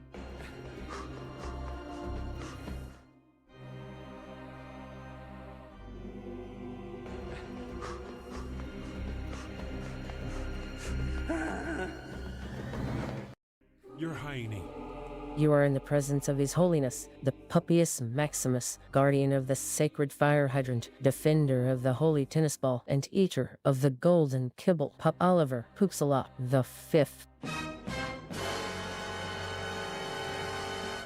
Your popedom. I heard you have a bone to pick with me. Condoms, Father Flanagan? No, thank you. I've got plenty. That's what I mean. Why are you selling condoms? Oh, you mean our Pharaoh Sombrero line of condoms? Understood. You know how we feel about those around here. Well, they're not to be used by the Catholics, of course. Not for Catholics? No, they're part of our Sinner Gonna Sin lack of faith outreach program. A sinner gonna what? It's like getting the tithe, but from the heretics and the heathens and the atheists. Oh, well, when you put it like that, But, Your Highness, this will reflect very poorly on the church. true. You know what this means, Flanagan? Warning label, a warning label on the box, not for Catholics in big letters. Too subtle. Instant purgatory if used by Catholics. I like it. Divine branding. Excellent, your popedom. Would there be anything else? That will be all. You may leave.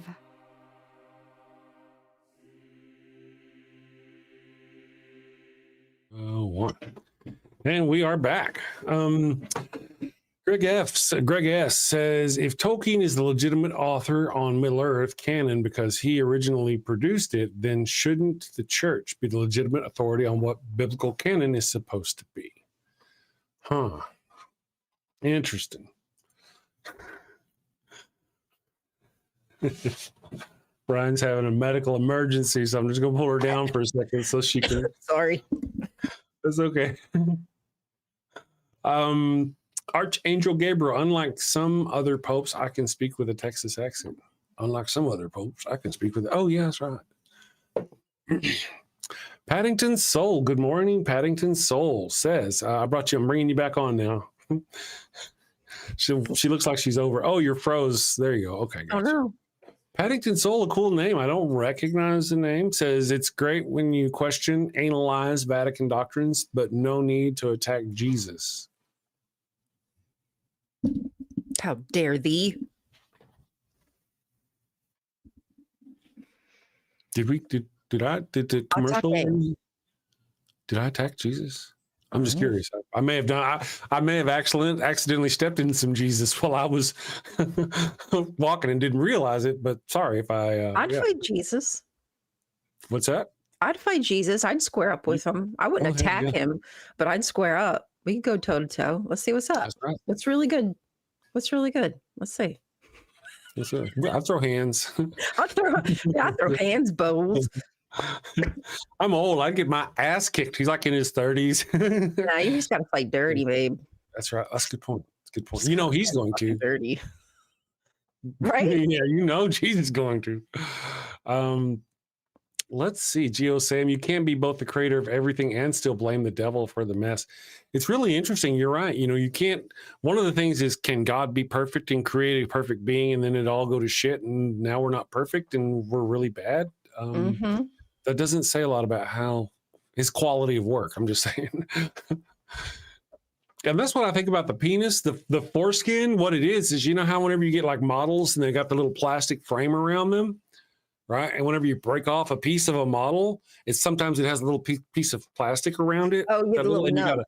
Nub, and you got to kind of shave that off. Yep. That little nub there, that's the foreskin. Right. It's just, and that's why God wants to remove it. That's right. That's why God. Yes, that's exactly right. That's how it works. The Lord Jesus is here and wants to know if you are propositioning him, right? Of course I am. Of course, but of course. Because the fight turns into a wrestle, turns into a kissing match. I understand how it goes. She works out. I'm ready to go. I was made for this. Yeah, right. You ready? You ready? Paha says Chris is in hell, provoking Lucifer and muttering, "I don't even believe in God." Yeah, I guess that's maybe. Um, Oh, I don't know. So the movie could happen. Sapien Cephalopod is here. Paddington says Jesus never said anything about condoms. Condoms. That's a Vatican thing, and I agree with them. With questioning Vatican doctrine. Yeah, that's a good point. The Vatican is against condoms. The church is against condoms. I don't. The Bible is actually pro-abortion.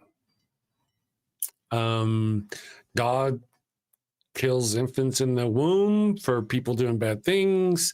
God, one of God's prophets, creates a potion to make unfaithful women have abortions. I mean, the Bible is very pro-abortion. it's just wild that they'll take one event in the Bible, and then they'll use that one scripture to create a framework. Mm-hmm. Like, and I'm not. Is it the one about Onan? Is that one of the ones they use about not using protection, or is it the goat be fruitful and go fulfill the earth? Like, right. Really? That's what you're basing all this on? Give me a God mother loving break. Yeah. As they've proven over and over again, I don't really know where they get the idea. So there is this one scripture where it says a good thing. And like you said, they build an entire framework out of that. That's their selling point on that one thing. And I've used the diamond example, diamond facets. Okay. Mm-hmm. So religion is a diamond, and over on one facet, it's got this one thing that is good. It gives money to the poor, or it helps poor. But on this other facet, it kills lots of people, over thousands. On this other facet, it has a bunch of priests who are assaulting children. On this other facet of the diamond, you have other people in the same church that are not doing it, but they're actually moving the people in this the facets of this diamond that is religion of Christianity are horrific. You do have a couple of them that are nice, clean, shiny, beautiful facets of that diamond, but the rest of them are shit. And if I were to give you that kind of diamond to wear around your neck, no Christian would wear that kind of diamond around their neck if it demonstrated the horror compared to the goodness of their. They wouldn't be proud of that. They would not very much be. Paddington says a great stream today. We realized and it moved. It moved a lot. We got a lot of awesome people in the chat. It moved very fast, and I don't read fast enough. Sorry. I know. Sometimes I can't. I know. Guitar Dog says Jesus didn't care about kids. Woe to those who are pregnant and to those who are nursing babies in those days, he says. Ooh. And was that Jesus in Revelation? There are the lamb covered in blood. And that's the thing. Jesus in the end, when he comes back in Revelation, he's the lamb covered in his robes are covered in blood. I mean, it's blood cult. It's just a horrific. Their Jesus is not. That's just another horrific facet of the diamond that is Christianity. That even Jesus is just a horrific example of morality. He's bringing. They latch on that one thing where he said, "Give unto the poor," or they latch on this one thing where he took and gave them the fishes and the loaves, or where he walked on water. They don't really see all the negatives. So. And the negative is like uber negative. Like, we're not just talking about he he farts into his hand and throws it at people or something like that. like homie's coming back with an army. That's right. And he taking you out. And he's going to bow all the non-believers. Yeah, you're going to get on that knee Mhm. bend if it's not too late. I mean, depending on your flavor, it might be too late Mhm. by the time he shows up. But yeah, them heads is rolling. That's right. I don't know It's how not he's a gonna fight those tanks and stuff, but I mean, I guess. yeah, I don't know. I I don't don't know, know if like his Iron Man? cavalry's gonna. Is Jesus like Iron Man? Would he be like Iron Man? I don't. Right? Like, is he Ooh. invincible? Wouldn't he be more like Thanos with the glove? He could do anything. If he's the god and creator of all the universe, he technically could do Well, anything, right? he should be. He He should. should be able to. Yeah. That's one of the things I'm like, whenever I talk to other atheists who are going, well, you couldn't fit all those animals on the ark because of the gases that they would, and they wouldn't be enough. But listen, man, he's got the glove of power. It's God. He can do anything. The gases Mhm. magically go away. The food magically appears because he's God. He can. I mean, I'm just saying sometimes Christians don't use this argument enough. No. Yeah. Well, because God never realistically even uses it himself with the whole just the Noah instance, Yeah. right? Instead of just the bad people. I know their hearts, so the bad people, Thanos, bye bye. No, Right. he wants even the animals to die. Yes. He hates everybody so bad. He even wants to see the earth destroyed. The first thing that he creates. Yes. First thing he creates. What does that One of say the- about a person? It says a lot. It says a lot. And That's the Dogma building that his ship, and then he just fucking smashes it. yeah. One of the things Noah, whenever the Noah story happens, God, like you said, is like, all these people are shit. And but Noah is righteous among the people, right? Noah is righteous among the people and is an example and is holy. Therefore, I'm going to save him and his family. And that's what they do, right? But when you stop and read the story of Noah, Noah is a shit person. He's horrible. I mean, What's so there's good about nothing to be admired about this person. And he was the best God had. Damn. What the As hell soon as was he got the off rest? the boat, he was drinking. Yeah, the very first thing he did when he got off the boat was make a winery. He made a winery, I guess, because Yeah. Very first thing he did was make Why a not? winery. I believe it even says that in the Bible. And yeah, I believe it even says so. He gets off the boat, makes a winery, sacrifices some animals. yeah, he Yeah. definitely makes sure that he gives God that scent. Smell Absolutely. that smell. What's that smell? Just don't I kill love the us. smell of burning flesh. Mhm. So yeah, I mean, this guy was just absolute shit. Then he falls asleep drunk in his own tent, and one of two things happens.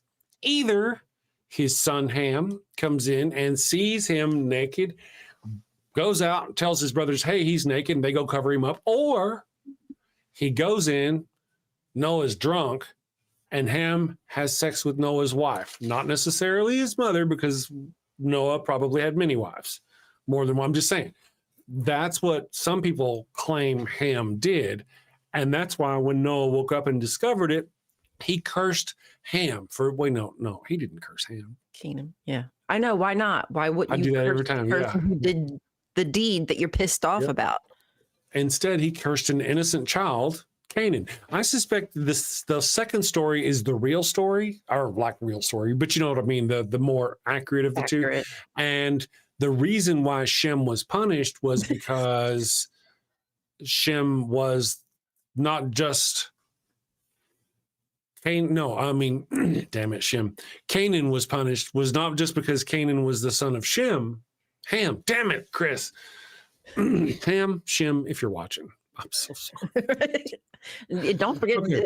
Don't forget about them, man. Come on. So maybe the reason why Canaan was cursed by Noah was because Canaan was the son not just of Ham, but also of Noah's wife. Ham and Noah's wife had a son, Ham, and he got cursed and Seems more likely. literally sold into slavery. His children and all their descendants. God loves slavery. It's like one of his go-tos. Really, it really is. God, he's all about the slavery, huh? Like, why are you so freaking angry? Yeah. And why wouldn't And you, what- as God, go, bro, chill. Yeah. Like, it ain't the Right. kid's fault. Don't blame the damn kid. Take it out on your son. Right. Again, at no point in the Bible does God ever stop and go, hey, man, let's think about this in a reasonable way. Never. No. Never. It's always do what I say or you're going to die or There's like burn one or two times where it might seem to be like a conversation happening, like with Abraham and God.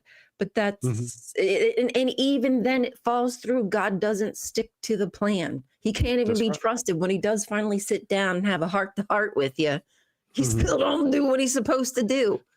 That's a very good point. And even that good heart to heart he had with Abraham, even when we stop and examine it, not only did he break every promise that he made to him, but he actually revealed himself. He asks Ham to cut animals in half, and then he floats between the animals as a fiery pot. I mean, even whenever he does kind of go and sit down and be reasonable, he's still a horrific. Every aspect of this creature is horrific. Ham's only bad in combination with Ken. Is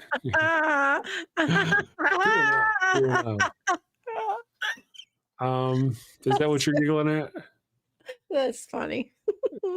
Satan never wrote a book trashing God. Seems he is the better man. That's a good point. True. Indeed. And, we've talked about it on the show before. I mean, how could Satan really convince a third of the host of heaven? The host of heaven is an uncountable number. How could he convince them? Well, you know what I think? I think the reason why the way he would be, we're presuming they're all real, right? Would be because God is such a shitty God, such a horrific creature. He was so abusive to his own creations that Satan went, dude, this is not fucking right. And a third of God's own people went, you're right. Like, that tells you something. Yeah. Like that. If you were such a good leader, why even would someone disagree with what you were doing? And they just because they wanted to do bad. Of course, that's what you're going to say. Of course, if JD Vance, for whatever reason, just was like, ugh, I'm done with this MAGA-ish or whatever, that would be the first thing out of DJ Donald Trump's mouth. That's like the first thing you're going to say is like, nah. Mm-hmm. They're going to blame it on them. Make the line. They're the one. It's their book, right? It's their book. A break. So, yeah. Once again, God is the villain. Let's see. Dirt Dorman says all begins with the compass, the dot, the line, and the circle. Symbols were given to use. You can try. I don't know what you're talking. You guys have a conversation going on. Apparently.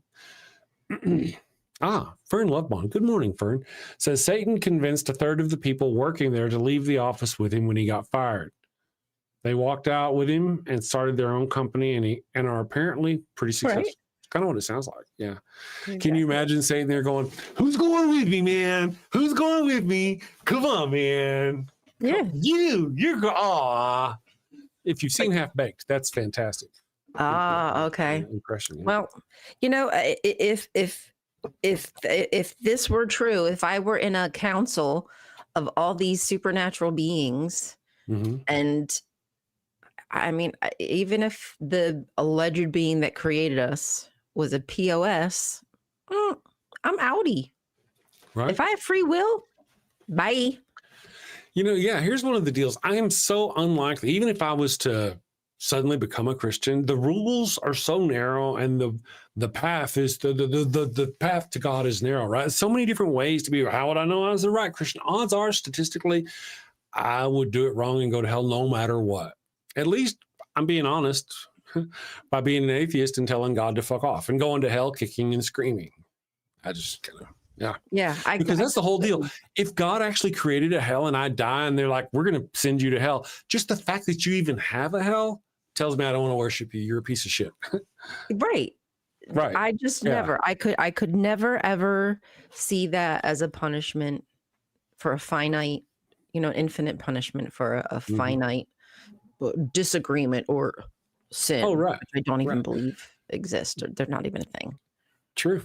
Bree says, Jim Brewer, who I was impersonating a few minutes ago, says she's Hive Size says he sucks. And that's my understanding. Imitating him. Yeah, from the movie Half Baked.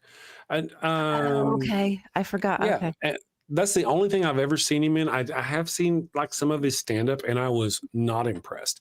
If impressed were over here and his stand-up were over here, I was less than impressed. It was, I used to like him when he was in SNL, but I don't know much about him like as a person or anything like that. I never saw him on SNL. Never did. No? Yeah, I think that's where I know him from is SNL. Interesting. Well, you know what? I'm going to go ahead and wrap up the show. I'm going to close it out with some goat scented flesh candles in case any of you are interested. If you've sinned and you need you don't have a goat, you should try Father Flanagan's line of goat scented flesh candle commercials. I'll be back in just a minute. Ryan, thank you for joining us. We'll see you in just Have you sinned again? Oh, and it's bad this time. A chicken just won't do. But wait, you don't have a goat for your burnt offering. Oh no, the Lord's wrath is upon you. Insignificant person whose name I don't know, you have sinned. Probably. I shall smite thee. What do you do? You're all out of goats. She left you for another man. Fear not, my wayward child. Introducing Father Flanagan's line of goat-scented flesh candles. No goat? No problem. Just light one of these bad boys and let the sweet, savory scent of burning built flesh rise up to the heavens. Is that goat? It's easy, it's fast, and deluxe models even have patented technology that produces a goat screaming sound as the wick burns. Father Flanagan's line of goat-scented candles. Save a goat, burn a candle. Father Flanagan's line of goat-scented flesh candles are part of our You Do You Jew interfaith outreach program. When you sinned and need to atone, light a candle and avoid the stone. When the Lord requires that pungent smell, light a candle or you're going to hell. all right, guys. Thank you for joining us today. Have a great day, and we'll see you tomorrow for Wednesday. Sin safely, my friends. Take care. Got a house that smells like old cheese and shame. Father Flanagan's flesh candles change the game. Goat-scented thrills for your soul's delight. Light it up, baby, make your room right. When you've sinned and need to atone, light a candle and avoid the stone. Smell the goat in a holy zone. Father Flanagan, here to set the tone. Confession booth, busy, no need to stress. Light a candle and forget your mess. Gross odors vanish like sins in the wind. With each wick, guess who's your new best friend? When you've sinned and need to atone, light a candle and avoid the stone. Smell the goat in a holy zone. Father Flanagan, here to set the tone. Lambs and calves may have their day, but goat's the scent that leads the way. Clean your slate with a sniff so pure. Father Flanagan's got the cure. Turn your home into a saintly space. With every whiff, find redeeming grace. From your living room to the kitchen sink, light the goat candle, don't even think.